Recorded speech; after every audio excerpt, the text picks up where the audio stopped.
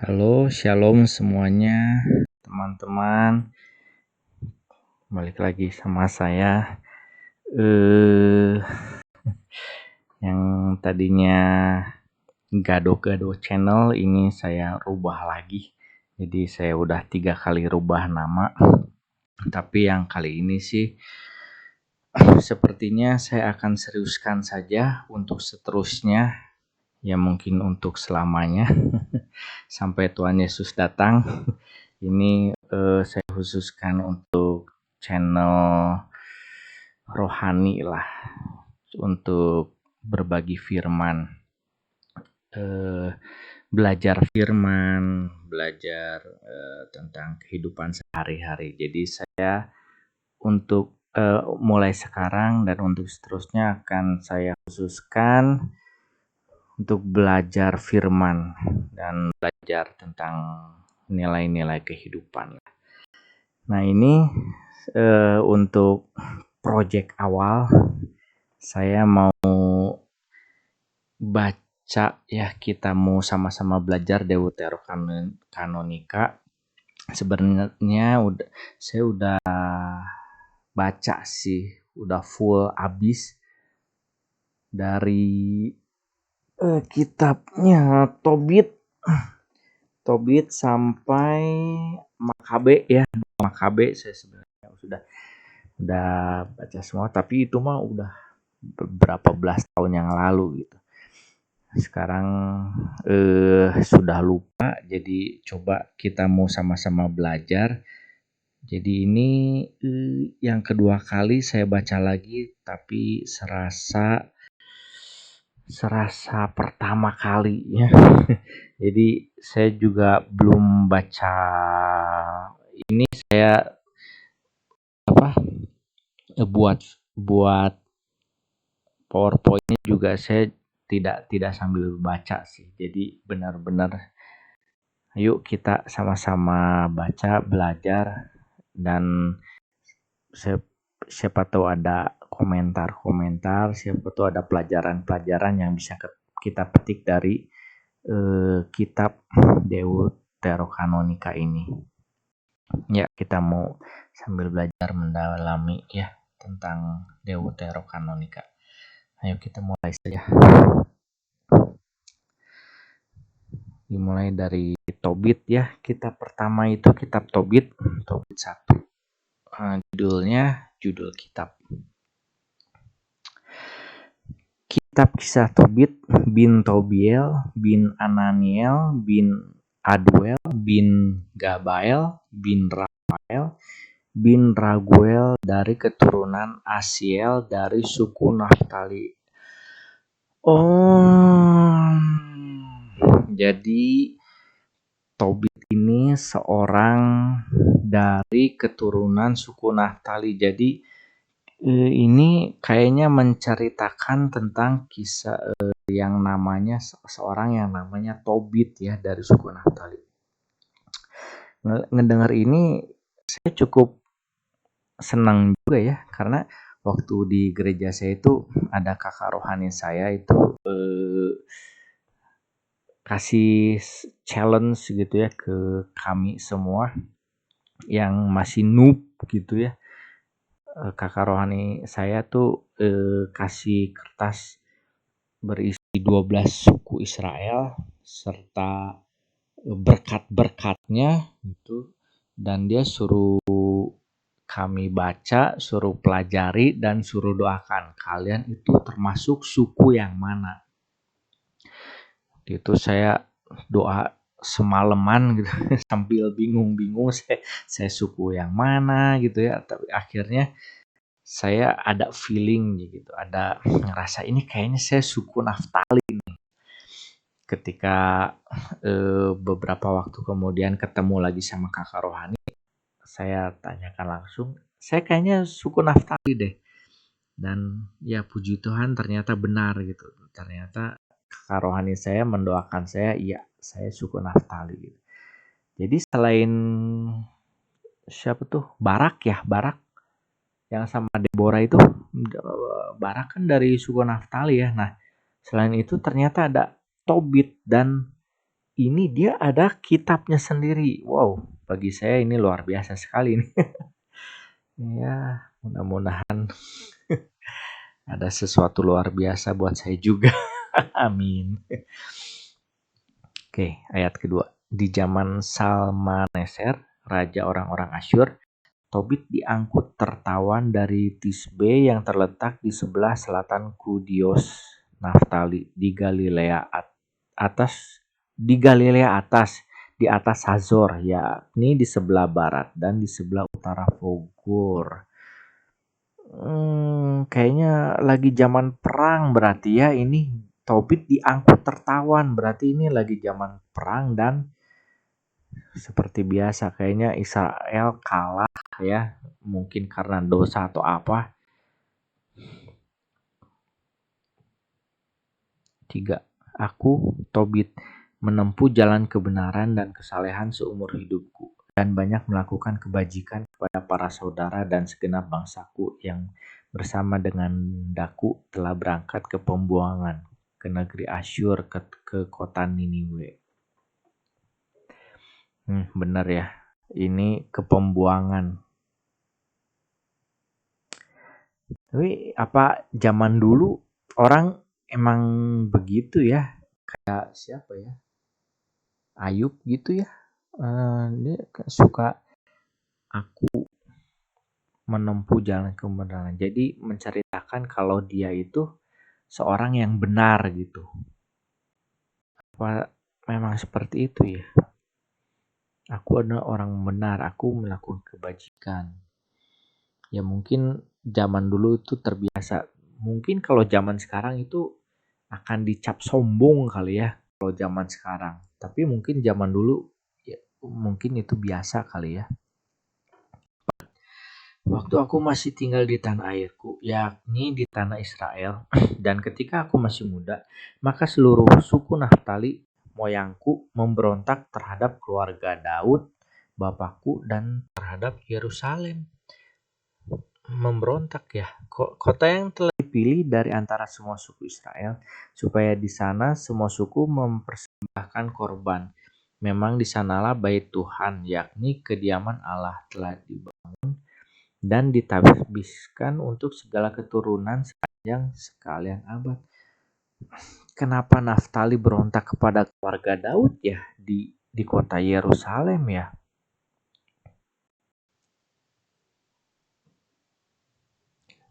5. Tetapi semua saudaraku dan juga rumah bapakku Naftali mempersembahkan korban kepada anak lembu yang telah dibuat kepada anak lembu yang telah dibuat Yerobeam raja Israel di kota Dan yang terletak di pegunungan Galilea. Berarti ini waktu zamannya setelah Raja Salomo wafat. Berarti Raja Salomo wafat itu Israel terpecah jadi 2. Yehuda sama siapa ya? Yehuda sama siapa? Dan ke-10 suku lainnya berpisah. Nah, di sini benar-benar awal kejatuhan Israel karena ini si Yerobeam padahal sudah diangkat Tuhan menjadi raja Israel, tapi dia tuh takut kalau orang Israel kalau tetap ke Yerusalem karena kan bait Allah ada di Yerusalem ya. Nah, si Yerobeam ini takut kalau orang-orang yang ke-10 suku itu terus-terusan ke Yerusalem, takutnya mereka malah berpihak ke keluarga Daud. Makanya si Yerobeam itu membuat bait Allah tandingan. Naon sih? Membuat bait Allah tandingan. Jadi mempersembahkan korban itu tidak ke Yerusalem tapi di kota Dan. Nah, tapi yang itu korban kepada siapa? Korban dengan caranya gimana? Itu kayaknya ya ngawur atau gimana kan? Jadi itulah kejatuhan Israel itu. Jadi ya Israel dan Yehuda ya. terpisah Yehuda dan Israel jadinya. Pantesan keluarga Naftali dan semua sih kayaknya semua keluarga, semua suku ya berperang dengan keluarga Daud ya. Pantesan. Nah, pada hari-hari raya seringkali hanya aku seorang diri sajalah yang pergi ke Yerusalem. Buset. Sebagai manat yang tersurat bagi segenap Israel sebagai kaum hukum abadi. Pergilah aku ke Yerusalem dengan membawa buah bungaran dan anak sulung dari ternak serta bagian 1/10 dari hewan dan lagi guntingan pertama bulu domba. Ini sih luar biasa sih Tobit ini. Karena semua orang di Israel itu sudah mempersembahkannya tidak ke Yerusalem lagi, tapi di kota Dan itu yang entah mempersembahkan kemana, baitnya seperti apa juga nggak jelas, imamnya siapa nggak jelas, tapi Tobit ini tetap setia sampai akhir, sampai dia sendiri yang ke sana. Dan apakah Yerobeam itu kasih aturan nggak ya siapa yang pergi ke sana akan dihukum atau enggak gitu. Kalau misalkan ada aturan itu berarti dia si Tobit ini benar-benar luar biasa gitu ya. Dia menentang maut, dia menantang maut berarti. Dan dia ke sana cuma sendirian, kebayangkan. Biasanya rame-rame ini karena kan takutnya ada rampok segala macam kan. Dan dia bawa berbagai macam persembahan 1/10 per 10/10 kan. Ini luar biasa ini Tobit nih. 7. Semuanya kuberikan kepada para imam keturunan Harun. Nah, benar. Jadi dia benar-benar langsung, dia nggak mau ke Dan, tapi dia langsung ke Yerusalem dan langsung kepada para imam yang sah yang ditunjuk oleh Tuhan, yaitu keturunan Harun untuk mesbah. Bagian 1/10 dari gandum, anggur, minyak, buah zaitun, buah delima, dan hasil bumi lainnya kuberikan kepada kaum Lewi yang menyelenggarakan kebaktian di Yerusalem. Selama 6 tahun aku pun memungut bagian 1/10 yang kedua, dan setiap tahun aku pergi membiayakannya di Yerusalem. Jadi dia benar-benar setia setiap tahun, nggak pernah putus mungkin ya. Selama 6 tahun aku pun memungut. Kenapa cuma 6 tahun ya? Entahlah. Kita lanjut dulu lah. 8. Adapun bagian 1/10 yang ketiga kuberikan kepada para yatim piatu, para janda, dan kaum perantau yang tinggal di tengah-tengah orang Israel. Setahun sekali bagian 1/10 itu kubawa untuk diberikan kepada mereka. Itu pun kami makan pula menurut aturan yang ditetapkan perihal mereka dalam hukum Taurat Musa dan sesuai dengan perintah yang telah diberikan Deborah, yaitu ibu Ananiel ayahku. Sebab waktu berpulang ayahku meninggalkan aku sebagai yatim piatu. Jadi dia tetap memegang aturan Taurat ya. Ya mungkin setelah berpisah mungkin aturan-aturan itu tidak dijalankan di kerajaan Israel mungkin ya. Jadi dia tetap memegang teguh ya, berpendirian teguh untuk tetap memegang Tauratnya. Sekalipun semua orang di sekitarnya udah enggak kayaknya tuh berarti ya. 9. Setelah menjadi dewasa, itu kisah dari kecil. Oh iya ya, kan tadi dibilang dari masa mudanya ya. Setelah menjadi dewasa, aku mengambil istri dari keluarga kami sendiri, Hana namanya. Daripadanya aku peranakan seorang anak laki-laki yang kunamai Tobia. Mungkin kalau versi Inggrisnya Tobias kali ya. Tobias. Tobia. Oke. 10. Ketika diangkut tertawan dan diasingkan ke negeri Asyur, aku pergi ke kota Niniwe. Semua saudaraku dan kaum sekeluarga makan makanan bangsa asing. Ya, jadi ya itu makanya kan kejatuhan Israel diserang pasti kalah karena mereka bangsa Israel tidak menyembah Allah, makanya pasti kalah dan diangkut ke negeri Asyur. Semua saudaraku dan kaum sekeluarga makan makanan bangsa asing, tetapi aku mencegah diriku jangan makan makanan itu. Berarti seperti Daniel, Sadrak, Mesak, Abednego. Mereka tidak mau makan makanan raja.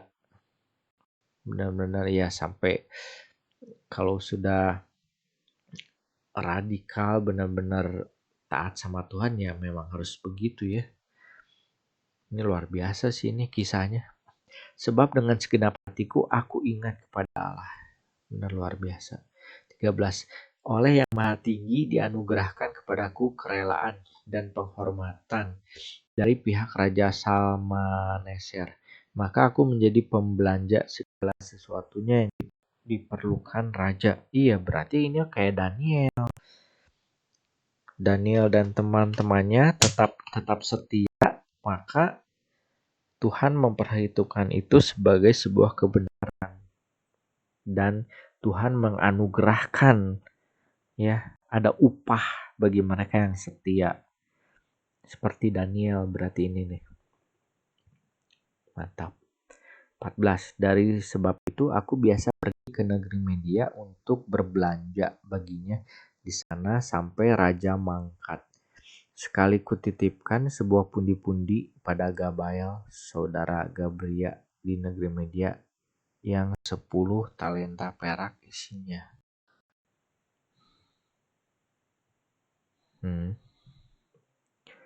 Semangkatnya Salmaneser, maka putranya Sanherib menjadi raja akan gantinya. Kemudian jalan-jalan di negeri Media tidak terpakai lagi, sehingga aku tidak dapat pergi ke Media lagi. Oke. Di zaman Salmaneser, aku telah banyak melakukan kebajikan kepada para saudara sebangsaku. Oke. Makananku kuberikan kepada orang yang kelaparan dan pakaianku kepada orang telanjang.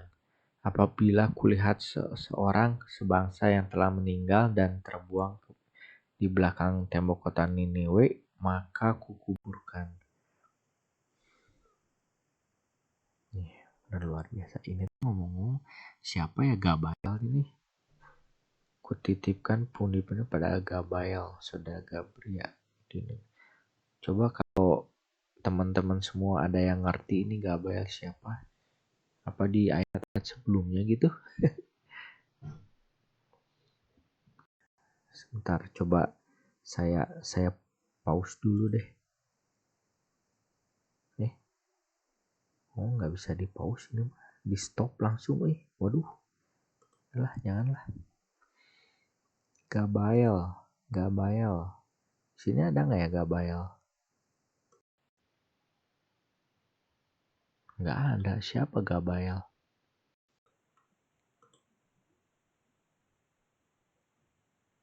Iya, nggak ada Gabael.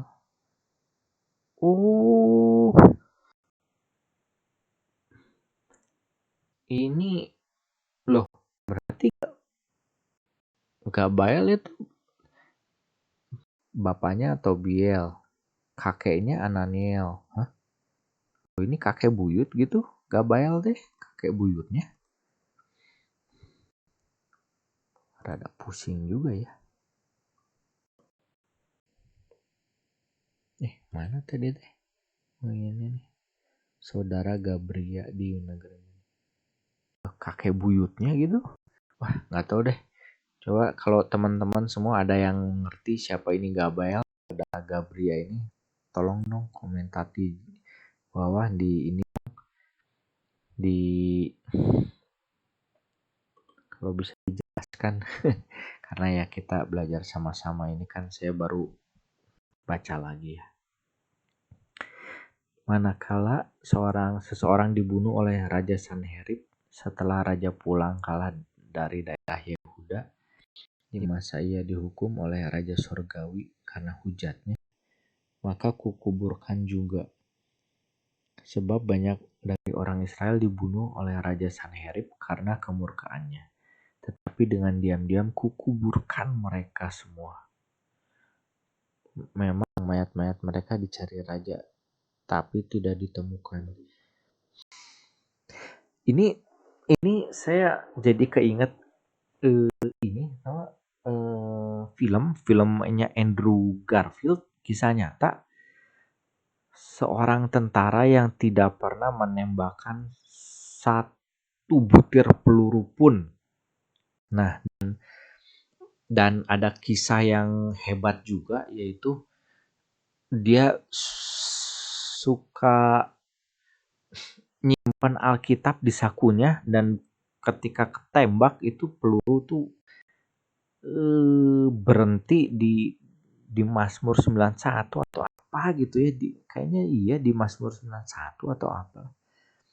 Pelurunya tuh berhenti di nembak Alkitab. Nah, itu mantap sih itu. Nah, si orang itu teh sama itu teh kerjaannya teh di lapangan orang mah tembak-tembakan gitu ya. Ini mah kerjanya teh nyelamatin orang, jadi mau musuh mau teman diselamatin. Terus kalau ada yang meninggal dikuburin di situ, ya lucu sih. Tapi gimana ya, bukan lucu gimana ya, jadi malah keluar biasa ya. Kalau dipikir-pikir bukan lucu, tapi malah luar biasa juga ya. Jadi ada penghormatan terakhir, jadi ya dikubur dengan layak lah gitu, jadi tidak seperti binatang gitu ya. Ini luar biasa ini. Maka salah seorang penduduk kota Niniwe pergi melaporkan kepada raja perihal diriku. Dilaporin kan bahwa akulah yang menguburkan mayat-mayat itu. Kemudian terpaksa aku bersembunyi. Ketika aku dapat tahu bahwa hal itu ketahuan oleh raja dan aku dicari-carinya untuk dibunuh, maka aku ketakutan dan melarikan diri. Oke. 20. Dari sebab itu segala harta bendaku disita dan tidak ada lagi sisa padaku yang tidak diangkut ke istana raja kecuali Hana istriku dan Tobia anakku. Oh ya masih mending. Harta ya biarin lah. Yang penting istri sama anaknya nggak dibunuh, nggak diangkut. Tetapi belum juga 40 hari berlalu, maka Raja Sanherib dibunuh oleh putra-putranya yang segera melarikan diri ke Gunung Ararat.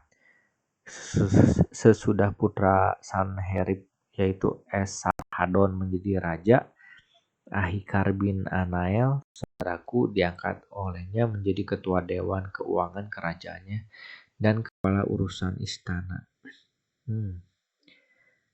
Saudaranya, dia kenapa ya, ada jasa apa ya sampai saudaranya dia diangkat. Ahikar bin Anael ini apa ya, ini harus dicari ya, dicari ke Mbah Google ini. Ada nggak ya di Mbah Google? Oke, lanjut. Berarti si Sanherib dibunuh sama anaknya sendiri, Esarhadon. Jadi ini mah kemungkinan yang benar-benar berpengaruh, yang membunuh, benar-benar membunuh itu berarti Esarhadon. Karena putra-putranya yang lain, saudara-saudaranya yang lain itu kabur melarikan diri. Soalnya kan zaman dulu itu anak-anak raja itu berebut kekuasaan, berebut tahta, dan yang sudah naik tahta itu akan menjadi ketakutan. akan digulingkan oleh saudara-saudaranya. Maka untuk mencegah hal itu, dia akan membunuh saudara-saudaranya sendiri biar tidak digulingkan oleh saudara-saudaranya. Ya, zaman dulu mengerikan. Tidak selalu enak jadi anak raja. Dua-dua, maka Ahikar menjadi pembicara baik bagiku, sehingga aku dapat pulang ke Niniwe. Oh, untungnya ada saudara yang diangkat, jadi dia ada pembela. Ya, lalu di masa pemerintahan Sanherib, Raja Asyur, Ahikar telah menjadi juru minuman, penjaga cincin, materai, dan pengurus istana. Dan ia dipertahankan oleh Raja Esarhaddon. Dia itu saudara sepupuku. Ini jabatannya tinggi dan banyak ini. Ahikar. Jasa apa ya dia?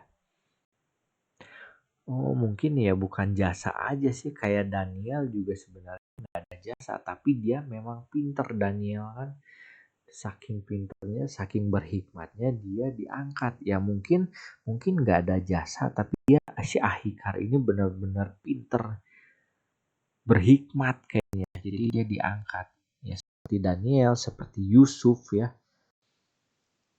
Yusuf awal-awal belum berjasa kan, tapi dia berhikmat luar biasa. Dia mampu menceritakan mimpi raja. Jadi dia diangkat. Sudah. Ya, oke, mungkin segitu dulu saudara-saudara. Teman-teman, segitu dulu Fatsal 1 ini terdiri dari 22 ayat dan menceritakan betapa hebatnya seorang yang bernama Tobia dari keturunan Naftali. Mungkin ya karena saya juga baru baca lagi, saya juga belum ngerti apa-apa ya. Banyak yang miss mungkin ya. Tapi ya kita kan judulnya kan ini ya reaction, video reaction. Jadi kalau teman-teman ada yang sudah ahli, ada yang udah baca